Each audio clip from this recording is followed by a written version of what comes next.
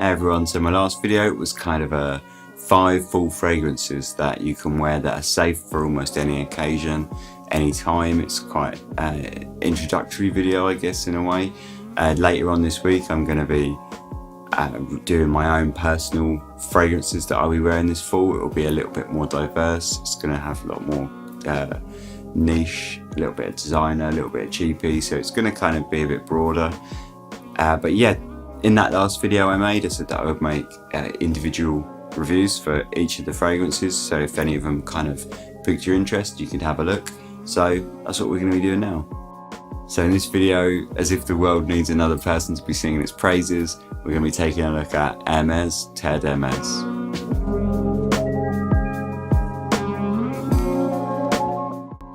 So this is the 50ml Terre D'Hermes bottle. The 100ml is exactly the same, but slightly bigger.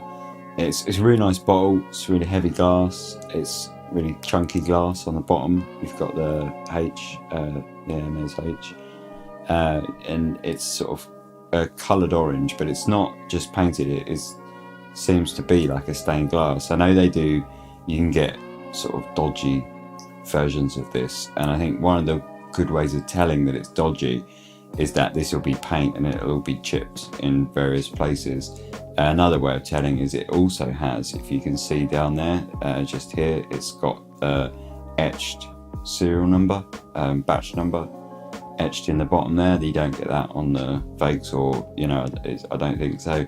And the metal here is usually not flush with the top, it's usually cracked.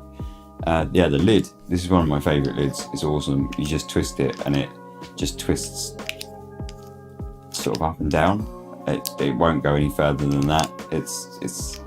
But it's awesome, and the spray is awesome, and yeah, it's a nice spray. It works. It looks cool. It's got the little Hermes Paris on the top there. But yeah, one of my favourite like lids of all time. It's quite simple, but it's quite satisfying. I quite like it. But yeah, otherwise that's pretty much the bottle. I say it's nice, solid glass. Yeah, that's the 50ml. So you can get the 100ml. It's obviously a lot larger, but otherwise exactly the same. If you did see my full fragrances, that were kind of 5 safe signatures for fall, you'll note this one came in at number 1, and for good reason, because it's just one of my favourite fragrances of all time. Terre D'Hermes by Hermes. So this fragrance was released in 2006. It was made by Claude Ellena. He's one of my favourite perfumers. He's kind of pretty much, to me at least, the kind of rock star of perfumery, to, you know, one of the kind of rock stars of perfumery. I think probably to many people he is. And I think, in all honesty, which I'll just say it right now, Terre D'Hermes is probably one of his masterpieces, and I think it's most people, I think it's quite accepted. I don't think that's a controversial viewpoint, really. So Claude Ellena is the kind of exclusive in-house perfumer for Hermes. Before he made Terre D'Hermes and went to work for them, he worked for people like Frédéric Malle, Acqua di Parma, Amouage, Cartier. He made Cartier Declaration. So he's pretty much a legend. So since 2004, he's been with Hermes. His time there, he made Terre D'Hermes in 2006. So, you know, pretty much as soon as he got there. But along with that, he's also done things like the Jardin line. So Jardin Solennel, for example, is one of my favourites of that line. As well, he's come up since he's been there, Voyage d'Hermes and Elixir de Merveille is basically everything that has come out in the last 10-11 years has been by the hand of Claude, or the nose rather, of Claude Ellena.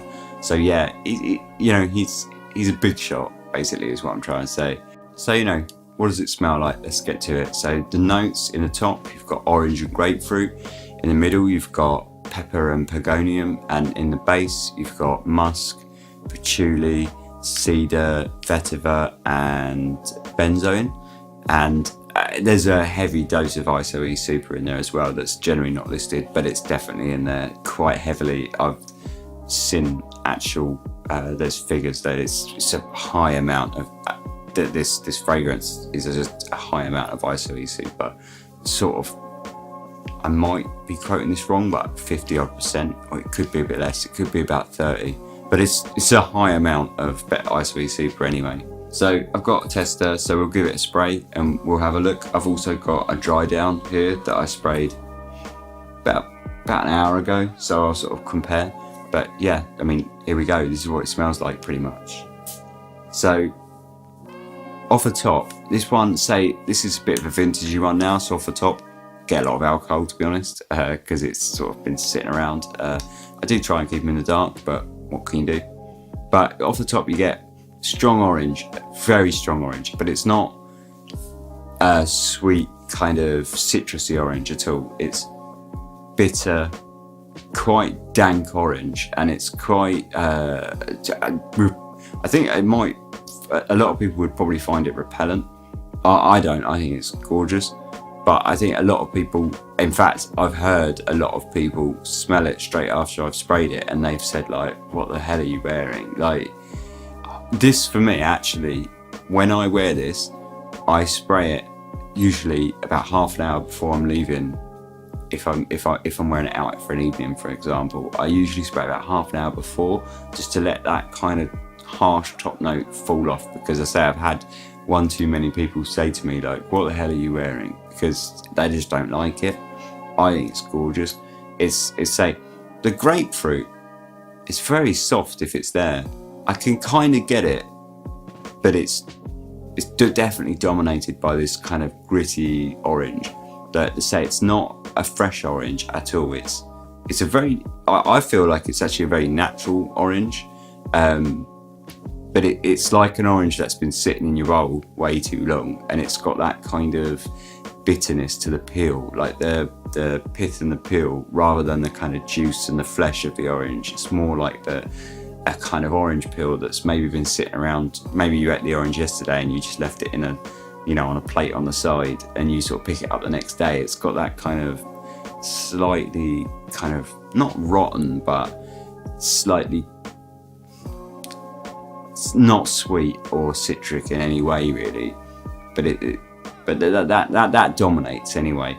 But it does calm down already. I mean, I sprayed this a minute, two ago, and it's already calming down, and it's getting just very, very soft. It's still, the orange is still there and it's beautiful, and now it's been sitting, you're getting the kind of juiciness of it a little bit, but it's very much still more think orange peel rather than orange sort of flesh, like the fruit of the orange. It's more the peel, but you get a bit of the juice. So outside of that, see, then you've got quite the patchouli and the vetiver are quite there, and the musk is quite there. The sort of muskiness of sorry, not really musk, because that's a note. It's more like the must, like that mustiness of the patchouli, the kind of earthiness of the patchouli is there. It's not a sweet patchouli. It's not. There's nothing sweet in this fragrance really. It's slightly sweet, but it's much sort of. It's very masculine, and there's no sort of like sort of bubblegum sweetness to it whatsoever. Yeah, the mustiness of the patchouli is definitely there. To me, they're the kind of the main notes in this are orange, patchouli, and vetiver. And the vetiver's quite soft, I feel, and it's dominated quite heavily by the musty patchouli and the orange, and they're the kind of main notes for me. But what's surprising about the orange, now I'm going to check out the dry down for it, is that it sticks around throughout almost the life of the fragrance. Now this lasts a long time, we'll get to that, but the orange sticks around for quite a while for me. So this I sprayed about an hour ago, so that's not a great, it's not a great kind of, it's not been sitting around too long, because this will last, and it's not too much of a linear fragrance. I feel like it does change as life, you know, as it spends its life on your skin, it is going to change. But the orange is still there, and the orange will stay throughout the life of the fragrance. It gets basically it just gets progressively less and less as the life of the fragrance goes on your skin, but it gets to the point where it's just in the background. This, say it's only been about an hour, still quite dominant. It's not as dominant as it was. You've still got more or less the same notes here between, just on this one, the fresh, the orange is much more in the foreground, whereas here, the orange has sort of fallen back a little bit. But really it gets dominated after that by the patchouli and the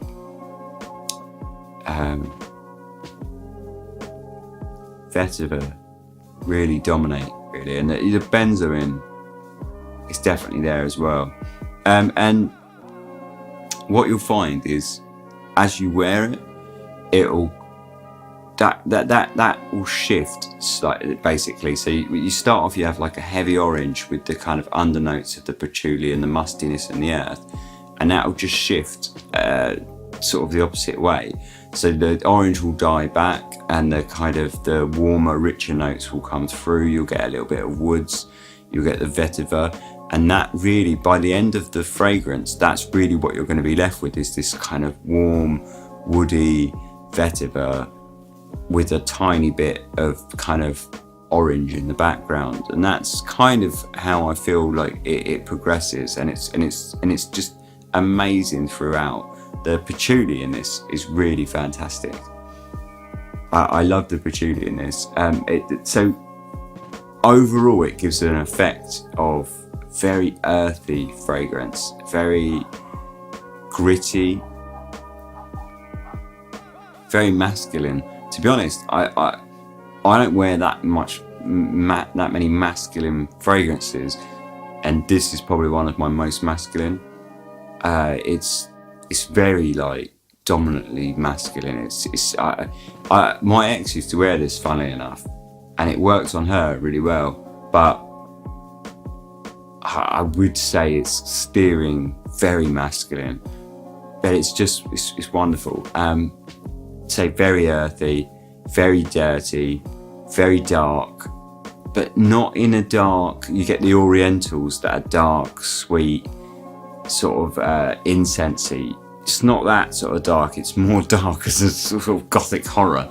Like, it's very much like a gothic horror. You know, if you could smell the scenery of that kind of classic kind of Jack the Ripper London, this is what I think it would smell like.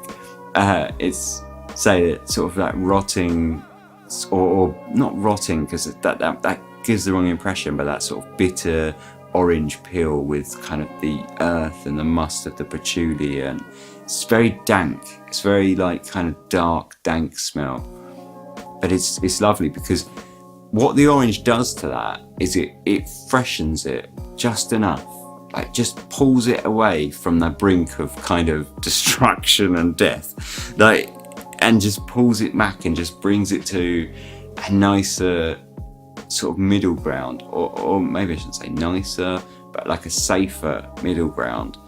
And it works really well, because Jean-Claude Ellena, what he's done, which is just a masterstroke in my eyes, is rather than just bring it back with a big fresh orange and just sort of make something that's bland and boring, he's brought it back with that orange peel, that kind of zesty peel, rather than that's sort of a bit bitter. So he's kind of saying it's almost like suggests like you've got this dark mustiness that's kind of right on the precipice of kind of going over the edge of into something that's going to be very sort of dark and difficult to wear. And then he adds this orange to pull it back, but just the right amount with the bitterness and stuff to keep it interesting. So he doesn't just pull it back and go, oh, now it's in the middle and it's just nothing. He pulls it back just enough with that orange, just to kind of freshen it up and bring it back from that edge, but leave it still interesting. And that, I think, is the masterstroke of Terre D'Hermes.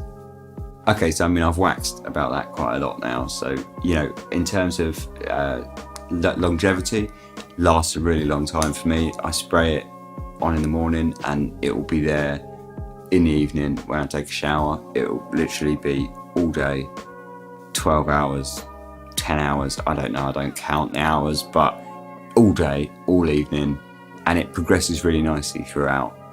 It will sit closer as the day goes on, but it will be there, and it will, it remains fairly strong the whole time. So this is from 2006. I don't know if they've reformulated it, but this one, it lasts me all day, absolutely fine.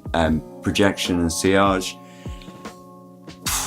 This is a tricky one for me because I'm not that much of a monster with my scents. I tend to spray quite lightly. I prefer scents to be quite close. I don't really like a massive amounts of sillage, and I don't really need to. Well, to be honest, I can't with my work. I can't really get away with that. So most of the time I prefer scents that are close, and if they are kind of beast mode scents, I'll kind of figure that out and then spray quite conservatively with them. So I'm not the best judge of sort of sillage and projection, but it's good. I get people can smell it, definitely. People will pick it up, a good arm's distance easily. So it's pretty strong. I would say you can get away with spraying quite a bit if you do prefer that kind of big scent cloud and walking in a room and making sure everyone knows you're there. But that's not how I wear it, and it's not how I wear any perfume really. So I'm probably not the best judge, but I would say it's good. The sillage and the projection is good, and good for the lifetime of the scent as well. It's got so much Isoe Super, and with the benzoin and the cedar, it's got a pretty heavy base. It's going to linger for a long time. So yeah, no worries there. It's fantastic. Price wise, is quite expensive for a designer.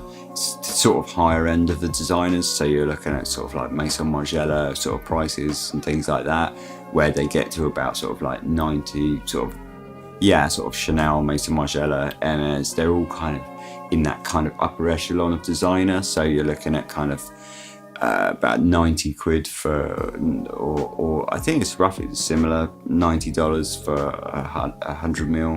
You can get the smaller one. So this one, I think it's about £65 in UK. Not sure elsewhere. So yeah, it's kind of the upper echelon of designer, but it's not, you're not talking niche prices.